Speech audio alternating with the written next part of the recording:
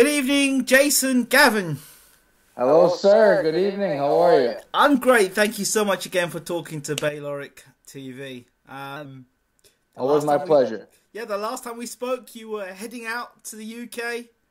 Typically, you would decide to go out to the UK when I decide to come to Ireland. Thank you. Appreciate it. Just, right. Make your arrangements and just do all you have to do. But make sure the next time you're fighting in, like, Ireland and not England, so we can come and see you. I actually just got a call a few weeks ago to go spar with Mike Perez. He was in Cork, Ireland.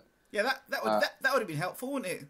Yeah. But it didn't work out, so... No, it didn't work out for him. It didn't work out for him. What was that, 35 seconds? 40 seconds? Oh, my goodness. We'll talk about that in a minute. Yeah. So, first of all, let's talk about your career, obviously. No, I'm getting at Eddie Hearn, obviously. It's not obvious. So let me stop saying obviously. It's not obvious. You came to the UK and you fought Big AJ, Anthony Joshua. You made it quite clear that you literally had 6 days' notice, was it? Yes, sir. And you 7 days. And from what I saw, you jumped on the train, or you jumped on a plane. You came when you were on the train travelling up to Newcastle. You were having a good look around the UK. Yeah, like it was sightseeing. Definitely an awesome time. Yeah, so you're sightseeing, and one of the funniest photos I saw you was you. This guy had his crack. Yeah. His pants. Oh, man, that was actually in Newcastle. We were out for lunch walking around, and this guy's pants is halfway down. I'm like, I gotta take this picture. Oh, it was a classic picture. Yeah, and then obviously all the comments you got for it afterwards. Yeah. I was also quite chuffed to see that you got the t-shirts done before the fight. How did that work out for you? Yeah, absolutely. There's a company in Newcastle called the Launch Group. Yes. I ended up making connections with them on Twitter. Okay. And the owner of Launch Group actually came to my hotel and met me, and they actually came ringside. They were sitting at the fights, so it was really cool. That's the first time ever in my career I've ever had that opportunity or had something like that happen. It was really cool. It was a blessing to have that. It was a lot of people were asking for those shirts, So next time I come to the UK, I'm glad you gave me the idea for it. Yeah, good. I'm glad the idea was there, but I'm more glad because of a fighter's getting a little bit more outside of just being boxing. You've got a personality, and that personality should transfer from inside the ring, outside the ring, and all that. Woo! People like to see t-shirts or wear the t-shirts. So how did it do well, merchandise-wise? I didn't really jump on the bandwagon to sell them. I had a few people ask for them, and it just didn't. I didn't end up selling them, but Eddie Hearn was talking about having a prize fighter at the end of this year, and if it happens, I don't know if it's going to, but if it happens, I'm gonna jump on the bandwagon, and we're gonna try to get that out there a lot before the fight, and then during the fight and after the fight. Yeah, so do it. Why not? Yeah, I would do absolutely. It. And if you prize fight at the end of the year, I'll definitely ensure that I'm there for that. Absolutely there, because there's lots of time to prepare for it. Not 6 days notice. So I'll be able to get over to the UK and watch you do your thing. Yeah, that would definitely cool. Let's talk about. And it's very important because obviously, as we know, we do know AJ's fighting Kevin Johnson this weekend. Right. But I'm going to use... I want to take this from I don't use an old man's point of view. I want to use it from an experienced veteran's point of view. First, I want to talk about your experience meeting AJ. I mean, the guy's had, 11 fights he had when he came to face you, right? Yeah. Right, so you met him... He's 13-0 now. Yeah, 13. So, 12, yeah. So he's 11-0 when you met him. When you came face-to-face for the first time you'd met him, how was it, a face-to-face meeting? He is a really, really nice guy. We were together once before sparring. I was in camp with him, and also I met him at Prize Fighter when I fought there. Right. Really friendly, really nice guy. He was big sparring, and he was big at Prize Fighter. And the day of our weigh-ins, we came face-to-face, I think he grew like 3 feet. The guy was so huge. But very friendly guy outside the ring, and all business inside the ring. So nothing but a pleasure with him. Okay, so personality side, a boxing psyche. I'm trying to get inside the mind of Anthony Joshua here because one of the things that people are picking up very quickly is that he seems to get his feathers ruffled real quickly when you say things about him. Of course, you didn't trash talk him, but Kevin Johnson seems to be giving a bit of trash talk I mean, did you notice anything in his psyche when you were there, or was it just a case of he was just there to do business and you were there to do business? With me, with our fight, it's just business. Again, I don't get into the whole trash talk thing. I never, let's fight, let's get in the ring, and let our hands do the talking. Kevin Johnson brings a different look to the sport, a different look to boxing. He's a talker. I'm not, so Kevin Johnson can bring his game outside the ring, but when he go inside the ring, all the talking's over. When Anthony Joshua starts throwing those jabs and right hands, we'll see if Kevin Johnson's talking after the fight. It's great to sit down and listen to other YouTubers talk. It is. But it's even greater to talk to somebody who actually has been in the ring and has fought. And there's no better person to talk to than a person that's actually been in the ring with Anthony Joshua and has been able to straight afterwards go and wave to the crowd and go, woo! Because one of my criticisms about Anthony Joshua, people say he's a big puncher, but he hasn't really, you remember the days of Mike Tyson, where Tyson would knock you out and you were just comatized, that sort of knockout power. He's not that sort of a puncher yet. I haven't seen that in his career. And even when, no disrespect, when he fought you, and you're an experienced fighter, I mean, Gerald Washington, 10 rounds you want with Gerald Washington, he couldn't put you away in those 10 rounds, without sounding disrespectful there. And Joshua fought you for 3 rounds, and even then, even though Joshua, it was a bit of a scrappy performance, Joshua wasn't able to, he didn't knock you out cold. You weren't on the canvas out, and it wasn't like that. It was, it was a stoppage, but it wasn't, it didn't have that clinical kind of like when Wilder fought, for example, Lajkovic. When Wilder knocked Lajkovic out, he knocked him out cold. Again, to your credit, Wilder didn't knock you out cold either, so it's not a case of that. I mean, you take a good shot, so it's... I think Joshua's, when I fought him 11-0, he's coming back off of a back injury. He was off 6 months. I think it's a matter of putting in the rounds. I think he just wanted to get his feet wet again, because you can spar 10,000 rounds, but sparring and fighting is 2 different worlds. Right. I think he wanted to get back in the ring, get his feet wet, get a few rounds in. And, I was there to fight. He dropped me. He's a very impressive fighter, especially on the inside. Guys his size cannot fight on the inside. And I tried to throw a little bit on the inside, and he would tie me up at the right time, push me off, shoot shots at the right time. So he's a big, strong guy, and I can take a shot, but he's a very impressive boxer, inside, outside, pretty much all around the ring. I think when he gets in there with Kevin Johnson might be doing himself a disjustice here, because Anthony Joshua might just get pissed off and come in and try to take his head off. I think with me, he was just trying to get in those rounds, but I was impressed. I mean, I normally don't get moved that easy, and he was really strong. Very good jab, but his inside work was very, very impressive. He threw a triple jab. I think it was a 3rd round, or a triple left hook on the inside. Yeah. And I was like, I'm like, back off. Let's regroup. Let's see what happens here. But I'm definitely impressed with the way Anthony Joshua is. Even though he's not knocking people out, he's still giving people. He still has all knockouts. He's 12-0, 13-0. His last fight, you see his last fight with that right hand he knocked the guy out with. He knocked the guy down, but the guy's still able to get up afterwards and start waving to the crowd. That sort of stuff still concerns me, because he's not. It's not the top rank. It's not the top level guys, and he's not knocking them out cold. He dropped him, bang, right hand. But look at Klitschko. Klitschko just went 12 rounds with the guy 15-0 in Brian Jennings. Well, Brian Jennings took a great shot, and I said to a lot of people before the fight, Jennings would give Klitschko a very good fight, and people said to me, nah, Klitschko knocked Jennings out in a few rounds. I couldn't see it. Yeah, I mean, styles make fights. I think my style was a little tricky for Anthony. He was frustrated. No doubt, he was frustrated in the fight. Yeah, I'm not saying I would beat him, but I'm not saying that at all. But if I had more time to train, I definitely could do much better than what I did. I gave it a go. I went in there and threw the shots. I was trying. I didn't lay down for a second. I could have laid down the first time he dropped me. I kept getting up, but the last punch he hit me with, he hurt me. I didn't remember the punch until after the fight when I had to rewatch the fight. But the whole experience was great. I think Anthony's going to put on a really good show. I think he's definitely the real deal, and I think he's going to win the fight.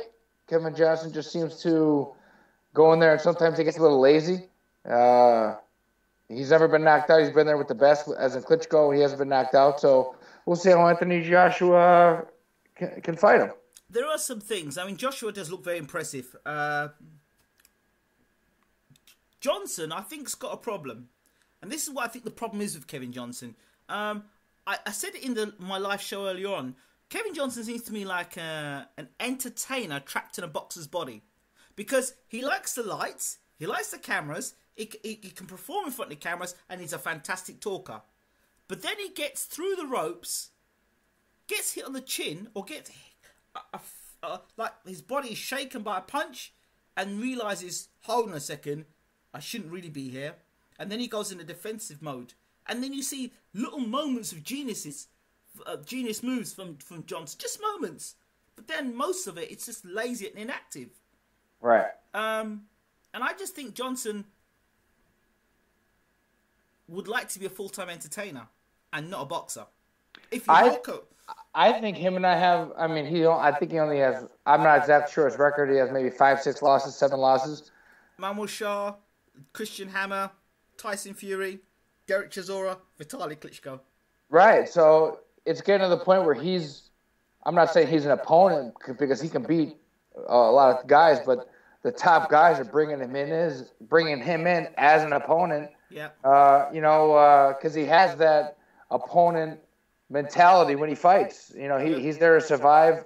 He hasn't been knocked out, and I'm sure this fight he doesn't want to get knocked out, and he's going to do what he has to do defensive-wise, whatever he's got to do not to get knocked out. So will it be an exciting fight? We'll see, but I think if he jumps in the fire and starts throwing with Anthony Joshua, he might be in a little trouble because he doesn't have the best knockout power in the world. But, yeah, he's an exciting fighter. I think he's going to bring a lot to the table, and at the end of the day, he's going to build Anthony Joshua's confidence, career, resume, exactly. So farther down the road, this is going to build Anthony Joshua as a fighter. So I want to ask you experience on something. Another question I asked you in a live show.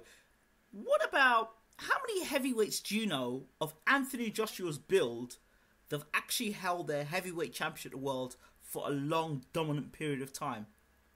You mean his build as in physically? Yes. Because he's got a bodybuilder's build, and that is questionable. If you look at all the top champions, you look at Ali, you look at even Tyson. Tyson never bodybuilded. His muscles were very, he wasn't like bodybuilding sort of shape. When he started doing that, Tyson got slower. But the last interview I did with you, I said to you that the day of the 6'2", 225, 235 heavyweights are over. Right. Look at Klitschko. He's 6'6". The guy's... But he's lean. He's a lean 6'6". He's almost 40 years old, and he still looks like he looks chiseled still. Yeah, but he hasn't chiseled like muscular chiseled. He's lean. His muscles are lean. Joshua looks like he's packed like a bodybuilder. Yeah, Joshua is... oh man! At the weigh-ins, he came up, and I'm the chubby white guy at the weigh-ins, and this guy does this flex, and I was like, oh my god! It looked like he was about to take off. I mean, and everyone's like, oh, Gavern's getting killed. I'm like, oh my god, here we go. Then we did the face-off, and I'm like, oh my god, look at the size of this guy. Yeah, and you know what it is. YouTubers were like going, Gavin don't fancy this. Gavin don't fancy this. Gavin don't want to. You know what Twitter people are saying? Like, Gavin don't want this. All the experts.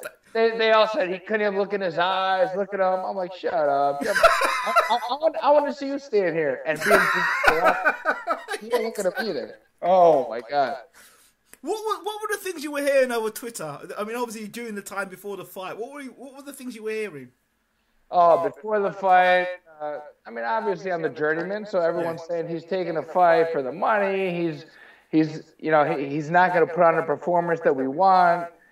All the critics that, whatever they say. And then after the fight, You had a few negative stuff, but pretty much people were like, "Hey, man, Gavern's got balls. He could have laid down the first time, and he kept getting back up." And I think people were happy with the fight. I mean, obviously, again, you had your people say some stuff, but of course, it is what it is. 6 days flying across the country, flying across the world. But what's the funniest thing you probably heard over Twitter during that period of time that kind of made you laugh and really made you chuckle? Oh man. Some of the words that the UK people were saying, I didn't understand half the words. I would be like, "What does that mean?" I would write them back. What does that mean? And they're like, "Oh man."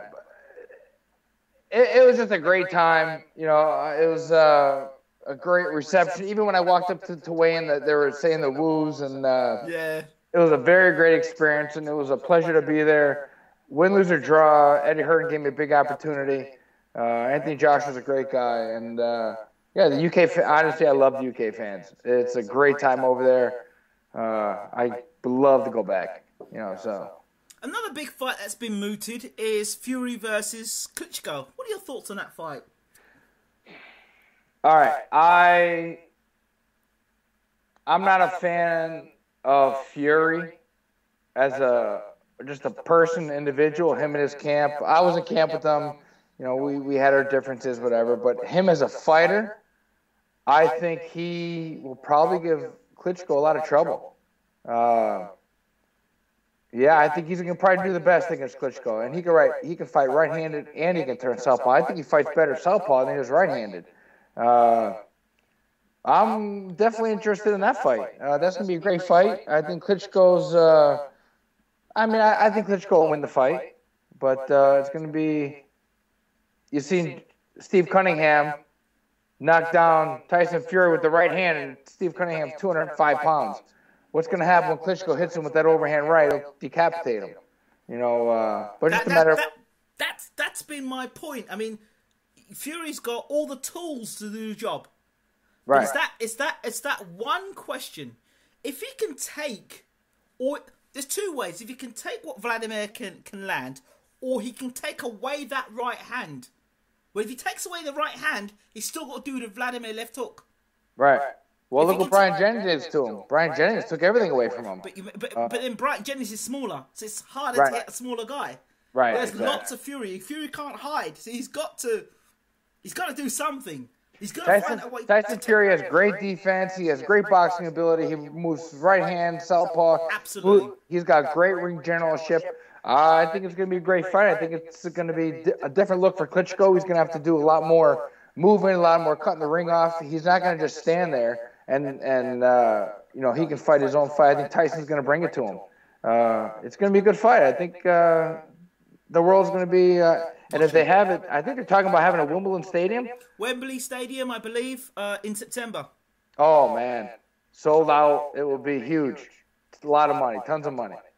Is there any way you see what would be the strategy for you to employ for Klitschko against Fury first? What would be your strategy for that? How you see it for Klitschko? What would you say Klitschko's done? Now, bearing in mind Klitschko's fought tall guys already: Vac, Thompson, right.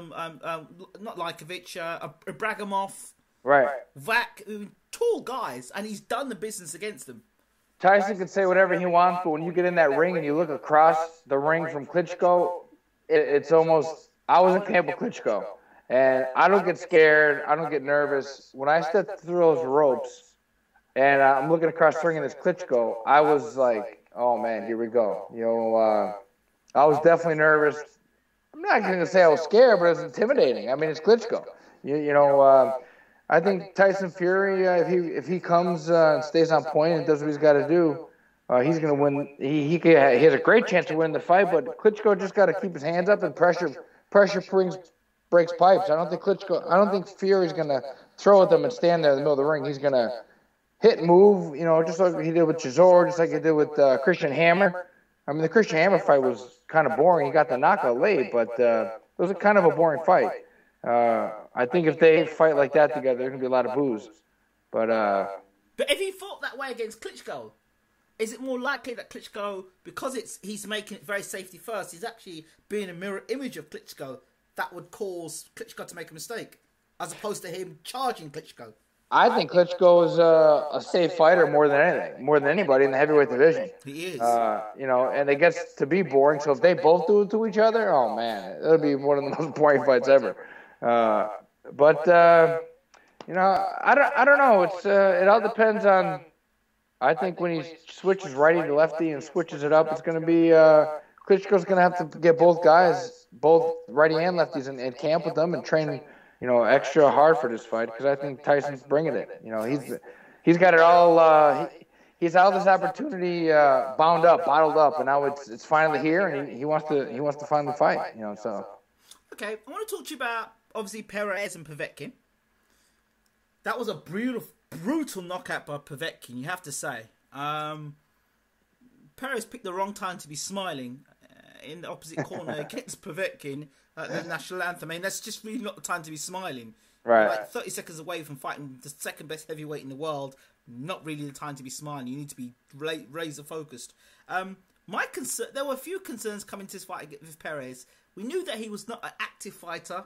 We knew he wasn't really dedicated to the sport. We knew that fight against Mabed Abdusalamov was it played on his mind a lot. So we can't take those things away. And obviously his trainers, he had Adam Booth, who was telling him to calm down in a fight that he was losing.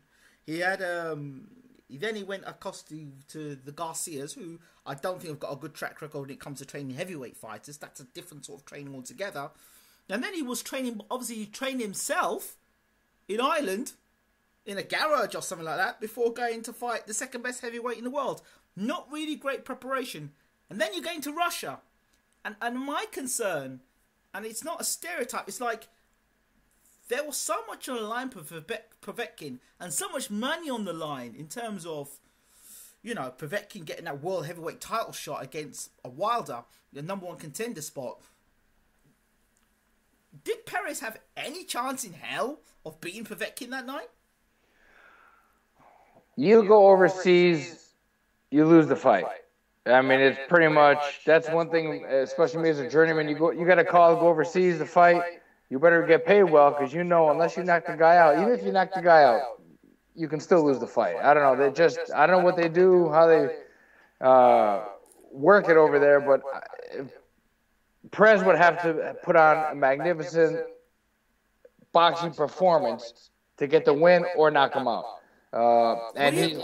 Would he have been told, look, you come over here, you lay over, you don't win this fight. Straight up, you don't win this fight. It was by the Russians, you don't win this fight. You're just a piece on a jigsaw puzzle. And people call me a conspiracy theorist, but at the beginning, I don't know if you saw the beginning of the fight, but did you see the chess pieces? Did you see the chessboard? I don't know. At the beginning of the show, they had this chessboard. A chessboard came up in the lights, and all the chessboard came out. I thought, chessboard, Perez, a pawn, just a piece on the jigsaw. Perez is a great fighter. I mean, yeah, he's a great fighter. If that fight was in America, I'd have probably said, yeah, a more interesting fight.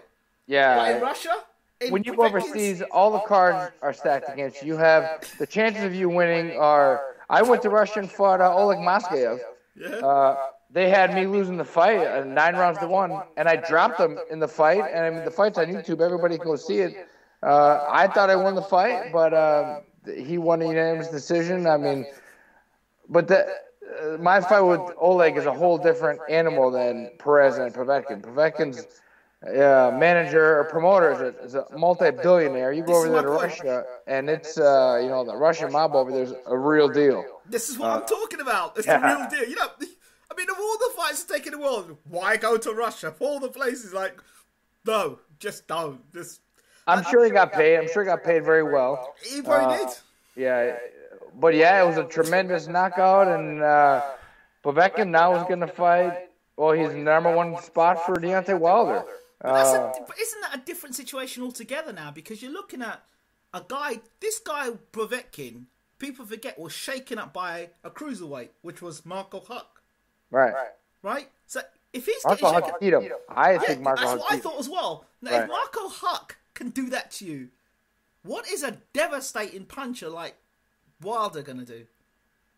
Well, I see the fight with Klitschko and Povetkin, and Povetkin, I think that was the most holds in heavyweight history, if I remember reading it right. As many holes as probably a WWF match. Oh my goodness, that was one of the most boring fights, heavyweight fights I think I've ever seen. But he went 12 rounds and fought and fought and fought for 12 rounds.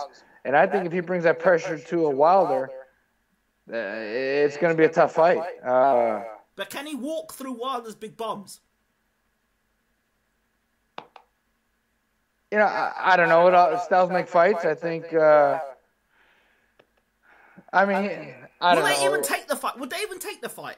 I mean, if it's in Russia, I said that Wilder should vacate the title. He's got Al Heyman. Vacate the title and take a big fight with the winner of Fury Klitschko.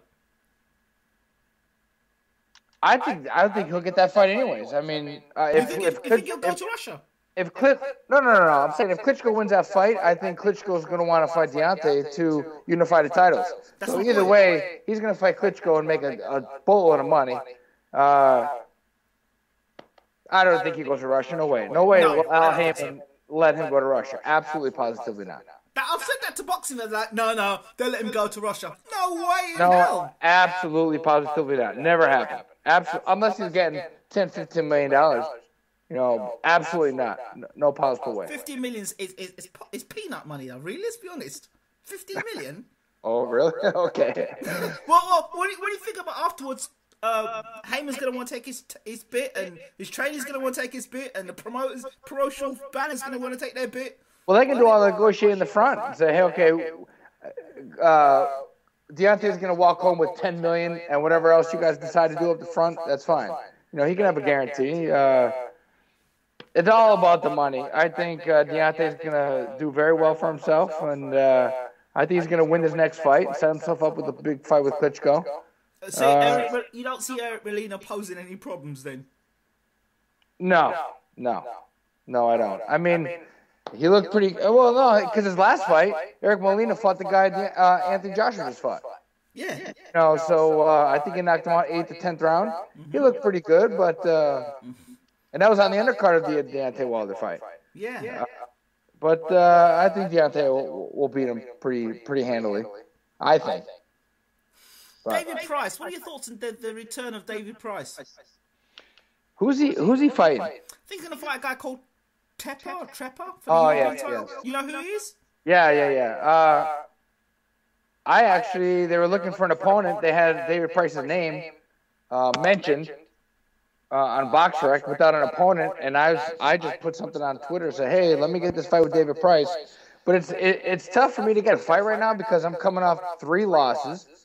I have no promoter. I have no manager. I do everything on my own. So for me to get a fight like that, I would have to be coming off 1 or 2 wins. And in order for me to go get some wins, I got to get on a card somewhere, pay for the opponent, pay for my travel, his travel. I'd probably lose $5,000-$6,000. You know, I'd have to pay out of my pocket. So for me to get a fight with David Price, I got to get a couple wins. But a fight like that would absolutely, definitely be good. You know, I think he's with his last 2 losses he had with Tony Thompson. I think I think he fought once or twice since then, but he's building himself back up again. But I think he's gone back to the old trainer. I think. But it's still in his mind, you know, and he got knocked out twice, you know. So. But Tony Thompson is dangerous. He's a tough guy. He just beat Solis. I heard a whisper, just a whisper, that if Joshua beats Johnson, Thompson's next in line. Wow. He's a 6'7" southpaw. So that'll be a really tricky fight there. Who would you put there for that fight? You got to go with Anthony Joshua. To beat Tony Thompson? Yeah, I would. That's a big pick there. Yeah, I would. I mean, I think Anthony Joshua is... I think he can be the future of the heavyweight division. I'm a really big fan of this kid, and I'm definitely a fan of him. So I'm excited to see what he's going to do with Johnson, Johnson, and we'll see what he does next. But now he's making his comeback. He should be back in July. I have never even heard about Bermain since his loss against Deontay. I don't know anything about him. He was dehydrated coming into that fight, I believe. Decided to go in the sauna room before the fight, I understand. Everybody has excuses after they lose. I know they used to say that. He was in hospital and he was his pee was brown. Hence Pacquiao. Wait. So whatever. Yeah. Anyways, I don't even want to talk about that. I don't even want to talk about that. You're gonna get abuse on your. Oh my god. If you want abuse on your Twitter page, talk about Pacquiao. Go ahead. Oh, I'm not even gonna. I don't even want to talk about that. You'll end up shutting your Twitter page. Oh my god. Woo! Oh my god. All I can say is in 2006 I had a motorcycle accident and I totally tore my rotator cuff. Yeah. I cannot even lift my hand halfway up. Never mind, I have a 3-week training camp, going to a fight 12 rounds with Mayweather, and then after the fight, walk out, high five all your fans walking out, and then after you lose, say, "Oh, I got a rotator cuff." I like the way he put his hands up after the fight. After I'm like, and now they're talking about having a possible rematch. Oh, come on. I don't know. I think that did more harm than good for boxing. I think Canelo Kirkland should have taken that fight place. What an absolute war. Oh, man. Absolutely. That knockout was brutal, wasn't it? Absolutely brutal. Kirkland, man, he got balls of steel, man. That guy, what? But I didn't understand. He had like Canelo on the ropes, and he was doing this sort of pitter-patter stuff, the sort of stuff you do like on the bags before you start landing the big shots. Yeah. I didn't understand. I thought, well, you got Canelo here. Let's see you land something big on him. It was just pitter-pattering with him. Yeah, well, Canelo just switches it. Easier said than done. You know, there's different openings. Canelo's there shooting back. He's hitting hard. I mean, we can't say what could have, should have, would have happened. We weren't there, but it was a brutal, fantastic fight. What an absolute knockout of the year. Oh, man. Absolutely. GGG. They've got to talk about him. Who's out there right now for him? I mean, I hear that Carl Froch wants to fight him next, and they're trying to negotiate that fight. Carl Froch, Jesus. And I don't know. Hey, it's all about the money. Did you not hear about his fight against George Groves? 80,000 people at Wembley. Did you hear about it? I was supposed to fight Anthony Joshua on that show. That's what Carl Froch keeps telling everybody. Did you not know he fought 80,000 people at Wembley Stadium? I heard it was 100,000 people. But still, that's craziness. I mean, if you bring GGG over there, you can probably sell out more than that. Oh, man. So you've heard that joke as well, right? Oh, man. The UK fans are die-hard boxing fans, and I think if a fight over there with GGG and Carl Froch would sell, you can probably sell out 100,000, 120,000. How do you think the fight would go? I think GGG right now is on a roll. I don't think he's steamrolling through everybody. And everybody says, "Oh, this guy's next. He's gonna test him," and there's no test. He just walks through people. I think Carl Froch has his miles on him, and I think GGG is preserved because he's been doing very well, has great defense. I think he wins the fight. I think he wins the fight. I think he even stops Carl in this one. You know. Yeah, Carl's he's been battle tested. He has some miles on him. But again, it's all talks. I mean, it's unless you're in the ring taking the punches, the fight's never going to happen. You know. So. Absolutely. Is there any other fights that come to mind at the moment that you'd like to see, or you know? Last weekend with that DeGale fight, that was a great fight. Yeah, it was, wasn't it? Yeah, I'm a fan of Anthony Durrell, and I think DeGale definitely won the fight with them knockdowns. I thought he would. I thought that Durrell to me shocked me because I thought that once DeGale got to him, he was sort of quitting the fight. But Durrell got stronger as the fight went on. Yeah, he showed heart, and I think in the middle rounds, I think that's what caught DeGale. I think he went shit. Middle fight, he's going to himself, this guy, I dropped him, he's got up, he's meant to be weak mentally, and he's still there. Well, DeGale gave like 4 or 5 middle rounds away. And I'm thinking, what are you doing, man? You got the biggest opportunity of your life here, you're giving it away. But he came back on the 11th to 12th round. I think that sealed the deal for him. Sealed the deal, yeah, absolutely. Yeah, that was a great fight. Oh, happy for Eddie Hearn.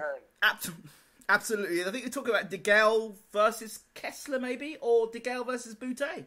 Yeah.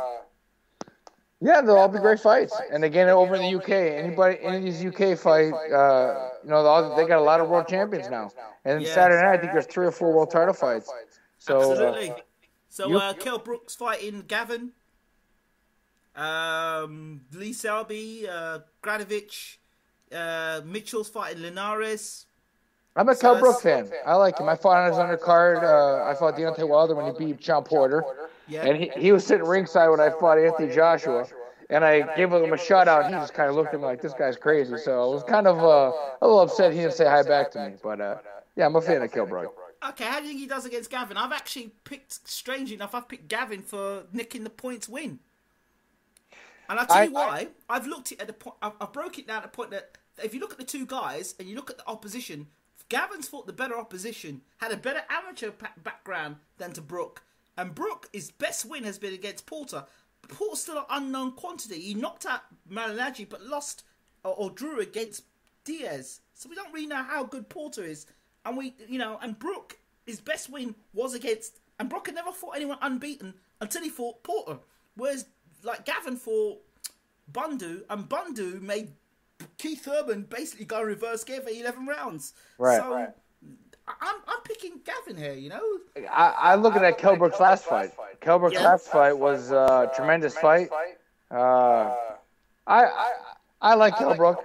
I'm just a fan of his. So good fighter, very good fighter. As long as the fights are good, any of these fights that we talk about, as long as it's fan friendly, and the fans are happy with it, and it's not another Mayweather Pacquiao, we'll be good to go. Don't say it. I don't want to talk about it. Before I close, pay-per-view.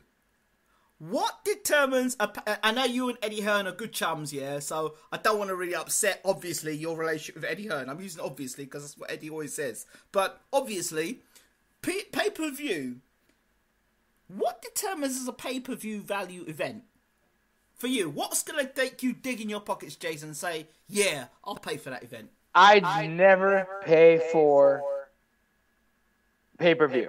I will not pay for pay-per-view. Let me say why. You have hard-working people in the world who have kids. Okay, you're married, husband, father, wife, mother, and 2 kids. So you got 4 kids in the house. They're worried about money, how they're going to feed the family, but they're boxing fans. But yet they can't watch Mayweather Pacquiao because they got to pay $100 for this fight. Well, that's not cool. I mean, the people want to see that fight. And then you pay $100 for the fight, and it ends up like it did. I paid $100. I sat in my living room by myself, pulled out my scorecards, took all my scores I could do for all my fights. They sucked me in, and I spent $100. My wife even said, "You're doing this pay-per-view thing?" Oh, man. And I still feel jaded. I still feel like I was robbed. And I don't do that. But I would have rather paid Canelo Kirkland $100 than Mayweather Pacquiao. But you knew what you were getting with Mayweather. You should blame your mate Pacquiao for this. Well, I don't blame anybody but myself for buying this crazy fight because they all got $250 million and they got $100. Next time I see Mayweather, I'm going to tell him he owes me $100. Oh, I'm like, bro, you owe me $100 right now. Like, listen, if you were in that fight and you were if you were the guy fighting that night, if you were the Mayweather, the Pacquiao, hey man, why would you care if someone's did you just smile on their face after the fight? They were hugging each other. Jesus, they were kissing there. Oh man, I would be kissing you too. We made $250 million apiece. Oh man, but hey, that's I don't know. I think a 4-round fight. The guys that are coming up 4 rounds. 1-0, 2-0. There's so much more exciting fights than a Mayweather Pacquiao. Absolutely. It's not about the business. These guys have the fire. They want to look good. They want to look sharp. So. Just to close, obviously, prize fight could happen at the end of the year. I hope so. Who would you like to see in that prize fighter? Pick 4 guys. Are we talking UK versus UK and America? Yeah, UK and America prize fighters. Who would you have? I am a huge Michael Sprott fan. I would consider Michael Sprott a friend. I would go out and hang out with him any time of the week. I want to fight him again. I want to fight Michael Sprott, and I will beat him next time. Okay, who else? Much respect, love you, man, but I'm going to beat you. I mean, well, God, would I love to fight James Toney again? Absolutely. But I just want exciting fights. Guys my style. I don't want these 6'7" guys, 6'8" guys who's going to run around the ring and jab the whole time and make it a boring fight and make me chase them all night. I want to get in the middle of the ring and let's fight. Okay, pick one person, two people out of the top 20 you could put in that prize fight. Who would you pick? One UK, one American. Go. Yeah, well, top 20. Oh, Jesus. I don't even know UK was in the top 20. 30 heavyweights. I'm going to say, who were we just talking about? Audley? Would you want Audley to come back? No. He's a tough fight. I'm not going to lie, he's a tough fight. He's a really tall, lanky southpaw. He's a tough fight. You know, who's the Irish guy? He's like 15-6. He was in Prize Fighter a few times. Rogan. Martin Rogan. Put him in there. Me and Martin Rogan talk a lot on Facebook. I want to fight that guy. Would you put Tony Thompson in there? He's a tough fighter. I would put him in there to fight everybody else, and maybe we'll fight in the finals. Because I don't want to fight in the first round. It's a good chance to lose in the fight. Oh, man. I want guys my size. I want guys who are going to come out and fight. You know, like a Brian Minto. You know, he's a fighter. He's in there scrapping it out. How about yourself versus Marco Huck? Fantasy fight. I sparred a lot of rounds with Marco Huck, and I feel I felt like I got the better of him. Like a Povetkin, he's my size. 6'2", 6'3", you know, 235, 240. Those styles of guys. Those are guys I want to fight. Would you fight Derek Chisora on his comeback trail? I would absolutely fight Derek Chisora.